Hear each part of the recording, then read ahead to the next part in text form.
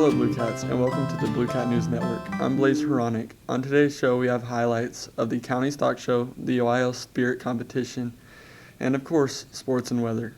Last weekend was the Coleman County Stock Show, and a bunch of CHS students competed with the animals they have raised and trained.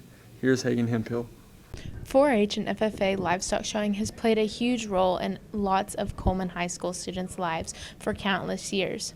In the past 2 weeks, Coleman has hosted the chapter and county FFA livestock show. The students prepare for their shows months in advance. It starts from when they select their animals to the feeding program, the feeds that they're going to feed them. They're going to spend lots of time training their animals to show, from walking. If there's any additional things like with lambs and goats, they have to train to brace their animals. Also, the last thing towards the very end is also feeding their animals. They'll have to wash, dry, and possibly trim the hair or wool on their animals to prepare them for the shows. I spend an exorbitant amount with my animals. I spend about 3 hours a day probably. Showing most of my life for as long as I can remember. I really don't remember a time where I wasn't showing an animal. I first started out with pigs, and then I moved to raising my own show goats, and now I'm raising my own show goats and my own show heifers. The most rewarding part of showing for most of the kids, in addition to winning, which is obviously something everybody's going to think is a real bit, kind of the most rewarding part of it, I think also the big rewarding part of it is the students having an animal that goes out, does what it's supposed to, and the way it's trained to, and they have a good day of showing. I've gotten a lot out of showing. I definitely think it's made me more responsible, because you can't just not feed your animals, not water them just because you don't feel like it. And I definitely think that it's made me grow up a little more, made me more mature. It teaches you a lot about getting up in the morning. Even if you don't want to do it, you have to do it. It's kind of a job, but it's something I enjoy doing. And I also get to learn a lot about people and meeting new people and getting new opportunities. And to the younger kids who they haven't experienced showing or anything, you don't have to be a country kid to start showing. I lived in the middle of town and had sheep in the backyard when I first started showing. So definitely don't be scared to try something new. Congratulations to everybody that showed at the Coleman FFA Stock Show and at the Coleman County Show, and good luck to those that are going on to the major shows. Congratulations. I'm Hagen Hemphill with Bluecat News Network. We have a new president. Joe Biden was sworn in as the 46th President of the United States on Wednesday. Closer to home, the Coleman City Council has expanded the school zone to include the area between the high school and the armory. Look for a school zone flashing sign coming soon. The Bluecat cheer team has competed at the UIL Spirit Contest in Fort Worth. Last week, our CHS cheerleaders went to a cheer competition in Fort Worth. This is my first year competing in the competition. I'm just a freshman, so I've never competed before. I like the band chant because there's a lot of different ripples and line switches, so I think it's really creative. I think we did pretty good. We worked really good together, and we had to do a couple of last-minute changes behind the competition, like behind the curtain. So for that, I think we did pretty good. The hardest one was the new fight song, because I'm so used to doing the old fight song. I've been doing it since I was like 5, so having to learn the new one was really difficult. Great job, ladies. Keep up the good work. I'm Faith Hoover with Bluecat News Network. The COVID school year has plenty of challenges, including the flipping between in-person and remote school. BNN reporter Daniel Vasquez explores these difficulties. Due to COVID, many of our students have had to switch from in-person to online school. This is what our students have to say.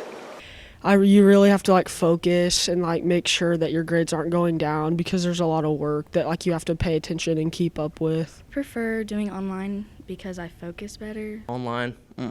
Nope. That's a no-go. So you're listening to the teacher, and you pull up Netflix, but you're really not listening to the teacher. The APA, American Psychological Association, also states that students are becoming less motivated to do schoolwork due to isolation from friends and classmates. I'm Daniel Vasquez with Bluecat News Network. It's a rite of passage for juniors and seniors, the infamous English class research paper, and it's happening right now. English 3 and English 4 teacher Miss Landers has recently assigned the research paper. Actually, it's not that big of a deal. All of the screaming and hollering has made it a big deal. Juniors are just picking pretty much anything that they can come up with just to inform me about, because they need to learn how to do the structure. We do note cards first, and we have to do 50 of them. And she makes them do like 2 days, like the week. We get them done, and she has to check them. And after that, we get to start. I'm talking about the Menendez brothers, and I am arguing how I think that they should be in jail, but in a lesser degree. They got first-degree murder, and I really think it should have been like second-degree murder. So I would say it's very, not really complicated. It's time-consuming. Don't miss your deadline. This is Valen Rosales with BNN. Thanks, Valen. CHS never stops, and neither does sports. Here's Brock Bolden. Welcome back to CSPN. I'm Brock Bolden. We'll jump right into basketball, where the girls took on Forsan last Tuesday night. We'll take you to Coleman as early on Abby Allen finds Tessa Arnold top of the key three. She'd knock it down, and she'd have a hot hand from three as later on Peyton Garrett drives, finds Katie Elder in the corner. She kicks it out to Abby, who's going to find Tessa again. Almost same spot, knock it down from three yet again. Now Briley Gilbreth with the ball. She passes to Tessa, down low to Abby, who'd score in the low post with a tough finish. And later on, Briley finds Abby again, spin in the post, and another good finish from Abby. And then Abby, she'd kick it out to Katie Elder, who would go to the hoop to finish, but despite all the scoring, the Coleman girls would fall to Forsan. In other news, powerlifting season has started, and we sat down and talked to some of the powerlifters about their season. Powerlifting is a form of competitive weightlifting in which contestants attempt 3 types of lifts. My freshman year, my max was not very good, but I started off in like 200 something. For squat, my max is 420. For my bench, I started off at like 100 something, but I'm at 300 on deadlift. Say my biggest accomplishment would be making it to state last year. Even though we didn't have our meet, it was still a great feeling of qualifying. The aspect of powerlifting would probably be just getting to know everyone and like coming together as a team. And seeing all the people lifting and putting their hearts into it is really, really satisfying. I came across powerlifting going into my freshman year. I watched my friends do it, and they really got me into it. I went to a couple meets, and I started powerlifting last year on my sophomore year. Sophomore year, I think I had a total max of around 880 or 885, and then this last meet I got 940. Biggest accomplishment is probably starting to work out at the end of my freshman year and gaining weight. My favorite aspect, mentality that goes into it, and physicality of working out. You gotta have that mentality that you want to get better and be the best out there. That's all the time we have for CSPN. I'm Brock Bolden. Hello everyone. Today is going to be partly cloudy with a high of 61 and a low of 48. Tomorrow is going to be cloudy with a high of 65 and a low of 56. Sunday, we're going to have some scattered thunderstorms with a high of 75 and a low of 50. I'm Xander Crutcher from BNN. Back to you. When someone says something nice to you, it makes you feel good. BNN reporter Dylan Rogers has more on National Compliment Day. Everybody loves a compliment. There's a day for it.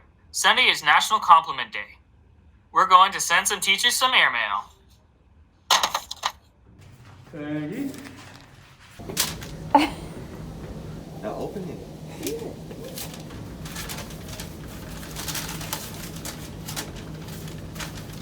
I can't see. You were nice.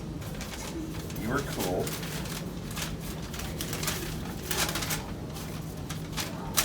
Stalk up. Yeah. Yay! Happy Compliments Day. Happy what? Compliments Day. Well, thank you for the compliments. And y'all are also nice. And y'all are also cool. Thank you. They don't get compliments, though. Why, thank you. You're so kind. You make math fun. Whoa! No, you have to show one of them. You have to read it. This is for? You're supposed to read it.